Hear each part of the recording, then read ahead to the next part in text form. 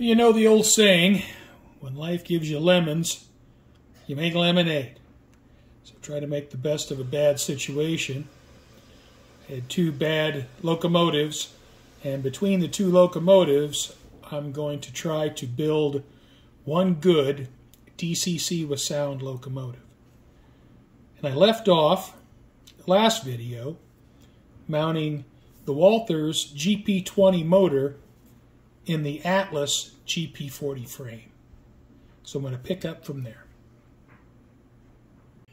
Well, I need to take these trucks apart so I can get them cleaned. Let's get this drive shaft out.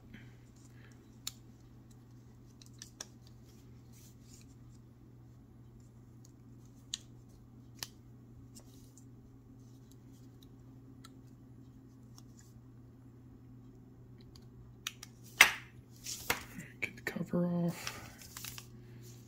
Shaft out. Bearing.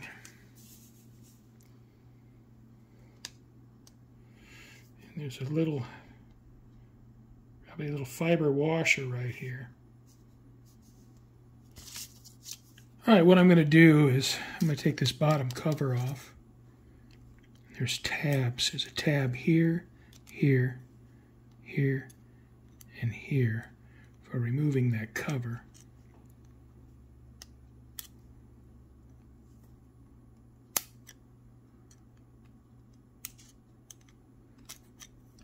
All right, so I got that off.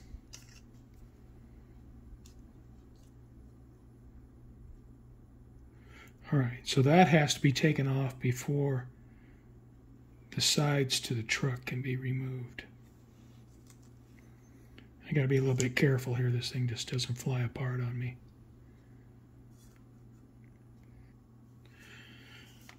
Okay.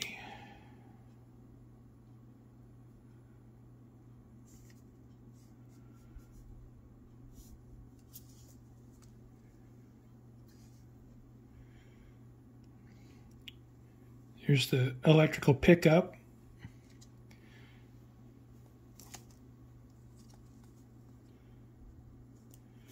Truck from the other side.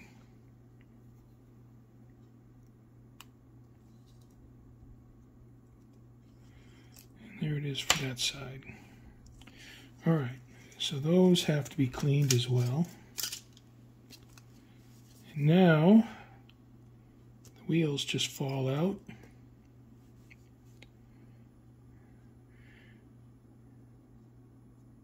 And you can see these wheels, I mean, they're brand new. This locomotive is brand new when I bought it, never been run. And same with the Walther's Proto GP20, brand new locomotive, both of these are. All right, so I want to see, okay, I got screws here and here for taking this gearbox apart.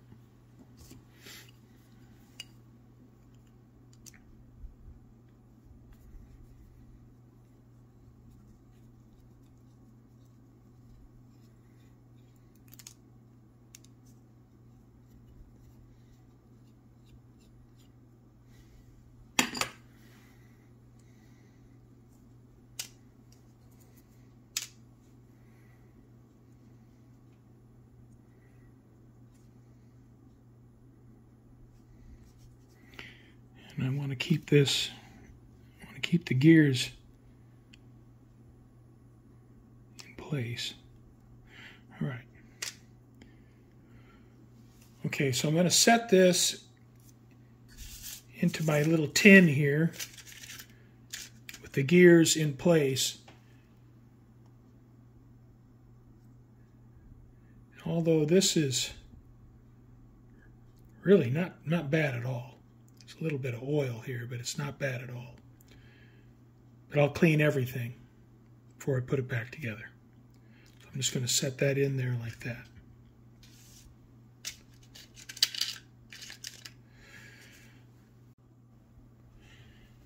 I have 70% isopropyl here. I'm going to go ahead, pour a bunch of that in here.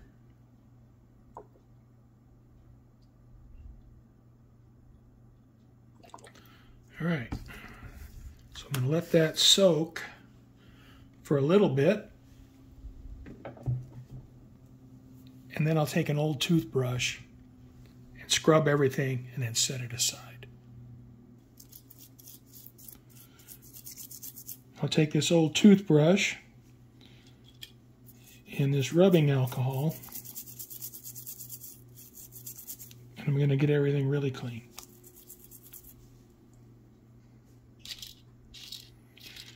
And so I'll continue on with this, get all this stuff cleaned up. I have all the truck parts cleaned. I cleaned them in isopropyl alcohol, and I reassembled the gearboxes. I only have the screws started because I may take one of the covers off to put a little bit of lube in there. I'm still waiting for the lube to show up in the mail. So I'll set these aside, but they're cleaned and ready to reassemble. Now, while waiting, I also went ahead and painted the wheels. So I painted these with a dark rust color, so they should be ready to go. What I need to do now is make some cuts in these weights. I have a line right here, and I think I'm going to go ahead and just cut it off here, down across here. And that'll give me room to mount a speaker up on here. And then for this front weight, I have to cut it here and remove this section to make room for the DCC board. So I'm just going to use a hacksaw and cut in here and remove these pieces, and then I'll take a file and smooth everything out. I have the weights cut. I have this one cut for a speaker. I have this one cut for some clearance for the DCC board. Fit underneath there like that. I bought this speaker, and like almost all my stuff, I bought this speaker like 5 or 6 years ago. You know, and I just figured I was just going to jump in and go crazy with this, but I didn't. But now I'm finally getting around to doing something. Something to consider for this rear area where I'm putting the speaker is if I mount the speaker here, this is for the rear headlight. Without a speaker, it mounts right here. This will mount inside the shell, but it'll be approximately in this location when the shell is placed down over the chassis. Well, you can see that, you know, it interferes with the speaker. So what I need to do is cut this off right here. Okay, so I've cut off this lens, and it will mount like this in the locomotive. And that should give me enough room for the speaker. And I soldered on the connector for the speaker, so it's ready to plug in. And I remembered that I had some of these micro LEDs. I just ordered some of these. I just ordered 20. And don't be like me. Don't order a bunch of stuff and then forget you have it and then order a bunch more. So I have this micro LED, and what I'm going to do is I'm going to take this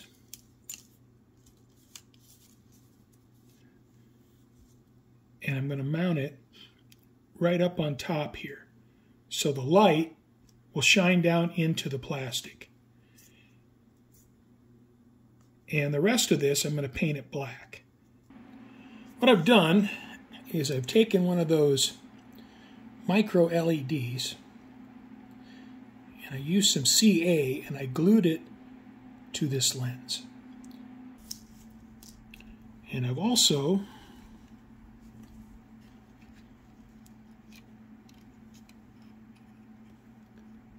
glued, I don't know if you can see it, an LED right here. Well, you can see I painted everything black and I put a little styrene hood over the LED. I got a 1,000 ohm resistor and using a 9-volt battery to power it. And I have a 1,000 ohm resistor in series.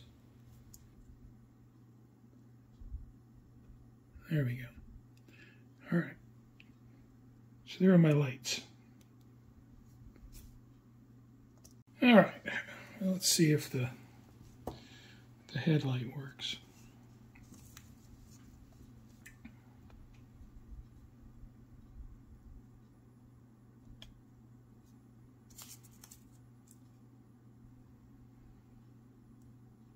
All right, so you got a headlight. I cut some 20 thousandths shims and placed on the speaker just to get the fabric and then the center cone up off the surface of this weight. I have the speaker glued in place, and you can see, I can get something white underneath there. Got a little bit of a gap underneath the speaker, so with that the speaker flexes, and I'm sure it won't move very far, but I don't want it to hit this metal, so I have those shims underneath. And I don't know what the fidelity will be like, but we'll find out. So the speaker is installed on the rear weight, and that's ready to go. I have the wires for the front and rear headlights taped to the top of the shell. And I'm thinking with that, you know, installing the shell over the frame, that I shouldn't have to worry about snagging those wires on something. And obviously, they still need to be connected. But I have them routed to try to keep them out of trouble. And one thing I noticed, actually several things, this board has a date of 2011, and then it looks like it was probably flashed on February 10th, 2012. So the model is most likely a 2012 model, the GP20, the Walther's Proto GP20. That's what this DCC board is from. Got my lubrication package today, and this is the Atlas combo set. I have the gear lube and the bearing lube and the contact lube. The way Atlas does their wiring on this model is they use these clips. And the wires, so they fold the wire over whatever tab they want and then slide this clip over the wire to secure it. And so what I want to do is I'm going to solder these just to make sure I'm not going to have any loose connections sometime in the future. Now, I'm sure these clips are perfectly adequate, but while I have this all torn down, it seems like a perfect time to do that. All right, time to put a little lube in the gearboxes.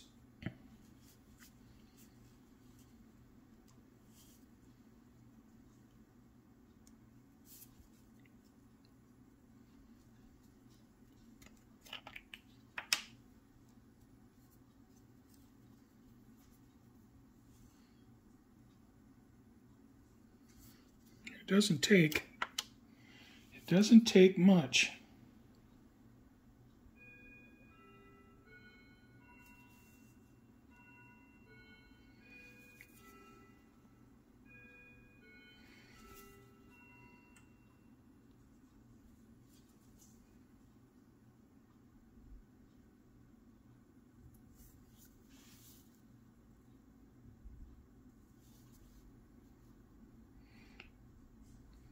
Now these gears, each of these gears has a different number of teeth.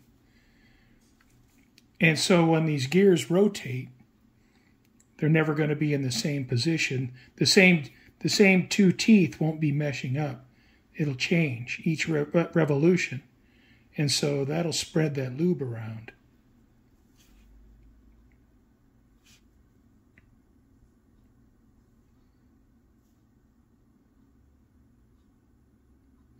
All right, that's enough. That's plenty. Put that gearbox back together.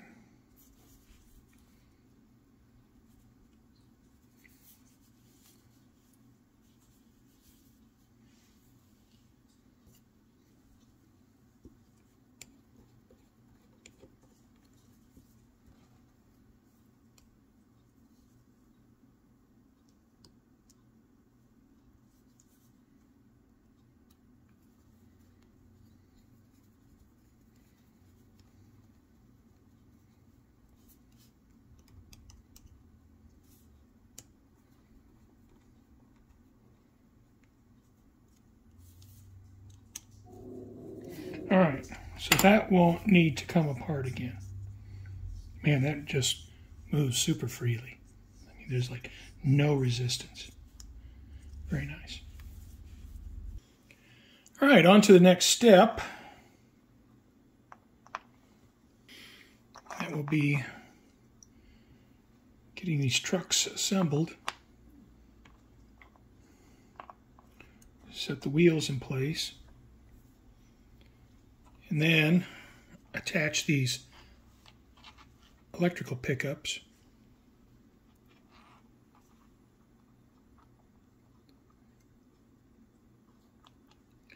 And this is a little bit fiddly.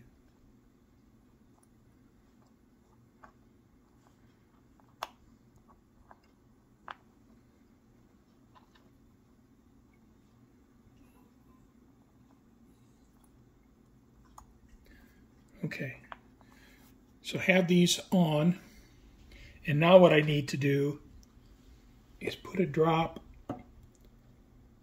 of conductor lube on the axles. Just a drop.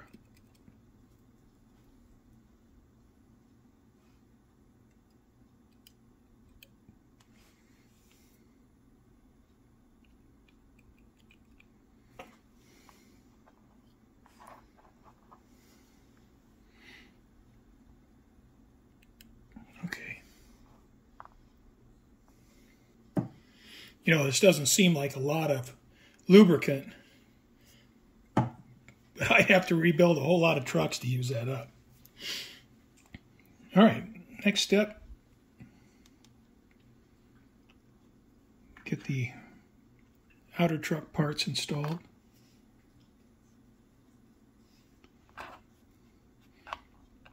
And I believe these are all the same. So there isn't a right or left, as far as I can tell.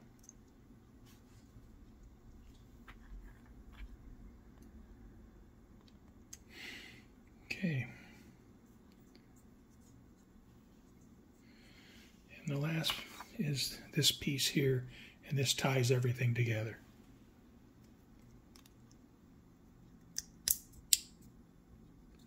All right.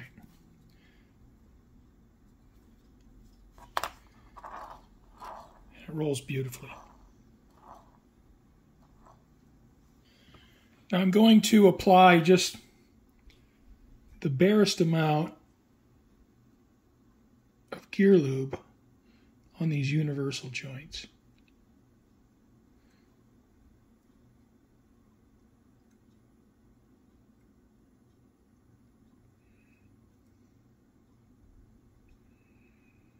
Okay.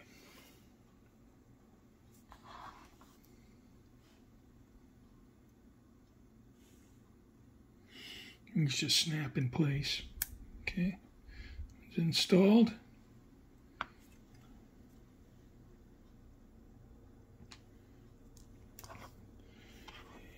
Get this one for the other side.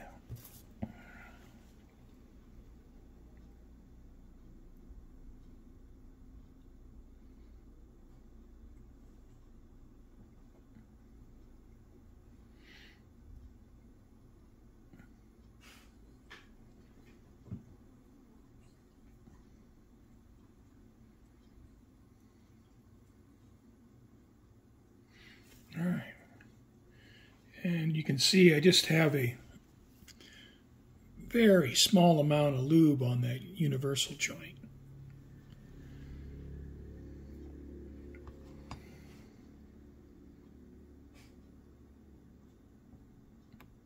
There, it just snaps in place. Okay. Time to install this truck.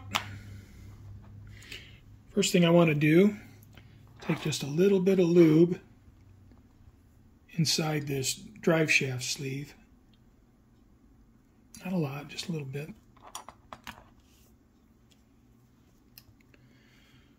All right. Feed the truck wires. Feed the truck wires through the frame.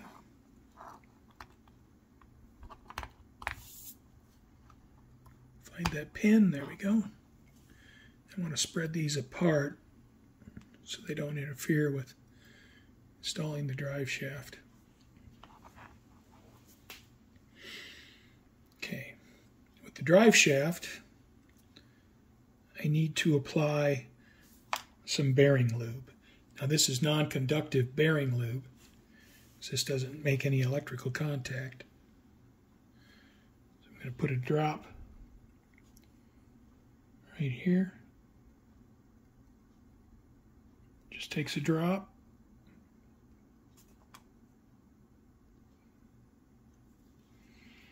I'm going to put a drop right here. Just takes a drop. You see I have that washer in place. There we go.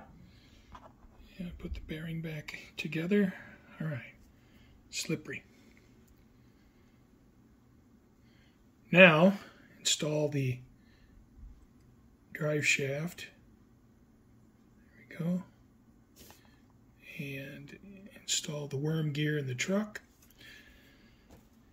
Now the worm gear only makes contact with that truck gear right here in the center. So you don't need to lube the outside ends. So I'm just going to put just a tiny bit of lube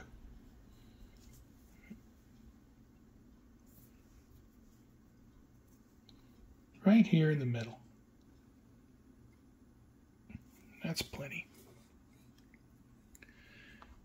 All right. Now another thing I want to do is lube this U-joint just a little bit.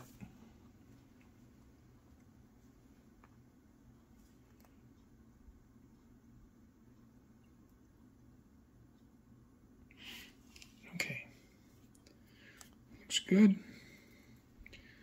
And now I can install the cover.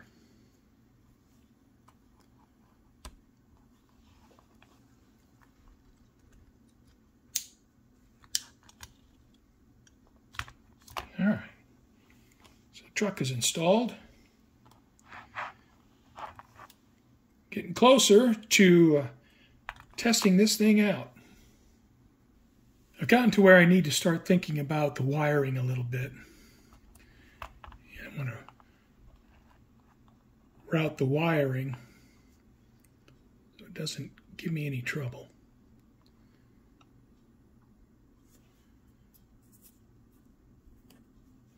Obviously, these truck wires are not a finished product.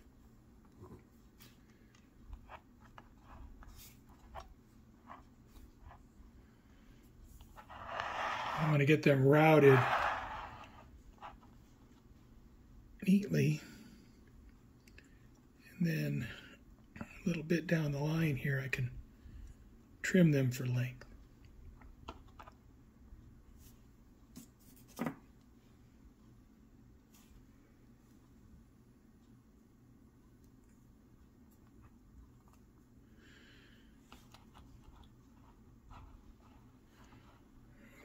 think that'll be okay for the back. To mount the DCC board, I'm using a piece of 3M double-sided tape. Now this tape is not conductive. It doesn't conduct electricity. So I don't have to worry about the traces on my decoder shorting out.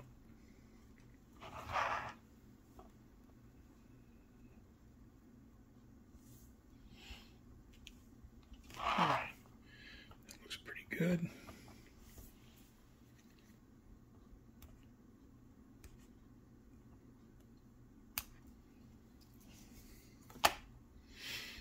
All right. Here's the decoder from the Walther's Proto GP40 that I'm using.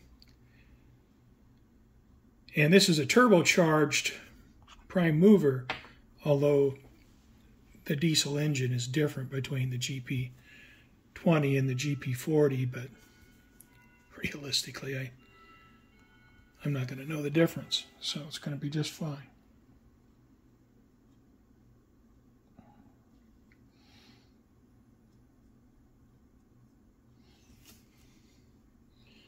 Alright, that's set in place.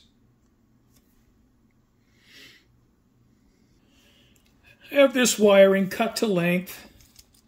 Now it's going to have to be tucked in and tidied up, but the trucks are plugged in, motor's plugged in, speakers plugged in. So I think I'm going to take it out on the layout and see if it works.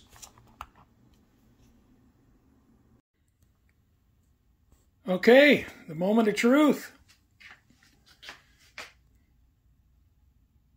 Have it out on the layout. Now it's been raining the last few days. Hopefully I don't have a bunch of oxidation on the rails.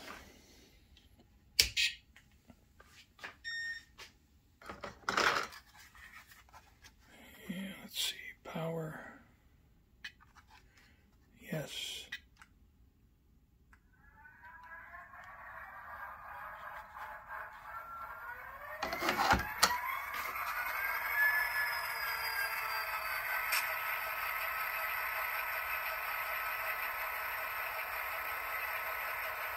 All right, well, let's see if it goes.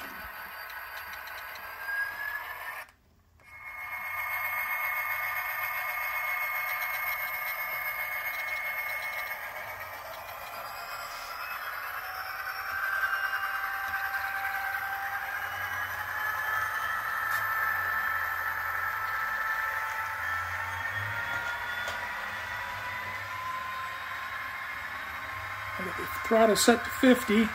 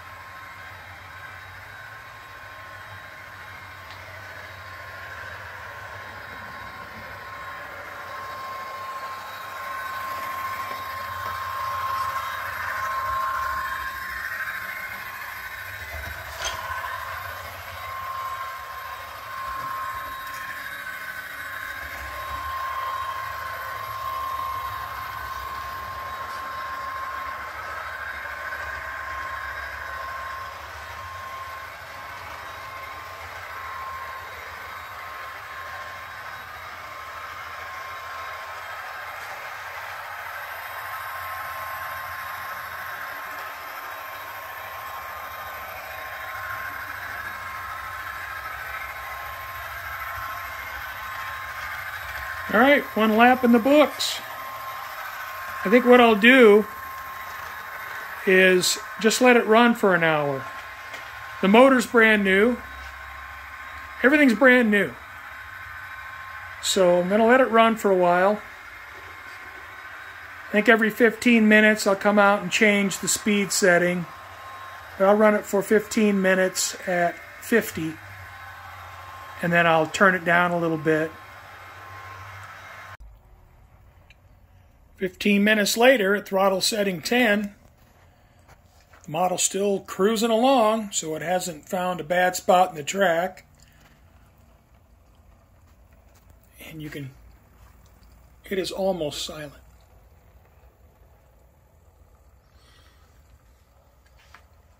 Now I started out at throttle setting 50, and I think that got my lubrication all distributed inside the gearboxes.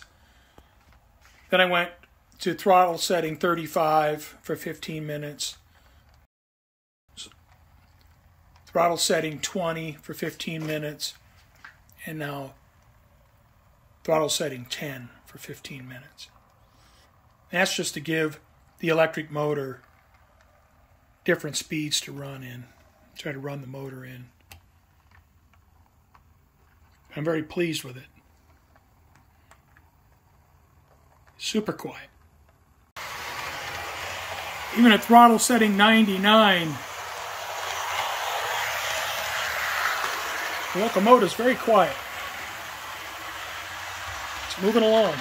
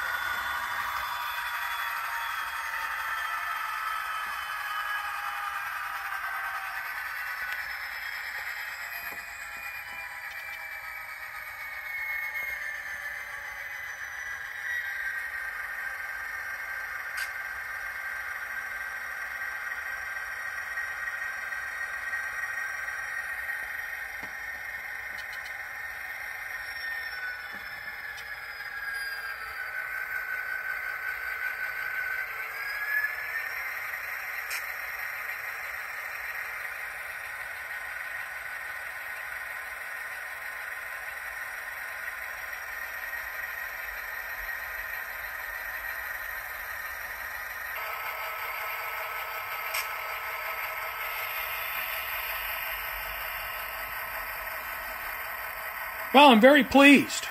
It runs extremely well.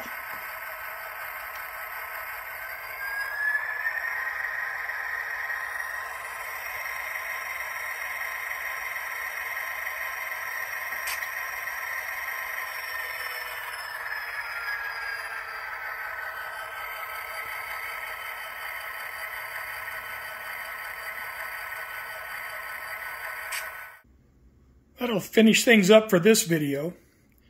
I have to say I'm extremely pleased with how well it runs. So, try to get it finished up in part 3. We'll just kind of see how that goes. That's the end of part 2. Thanks for watching.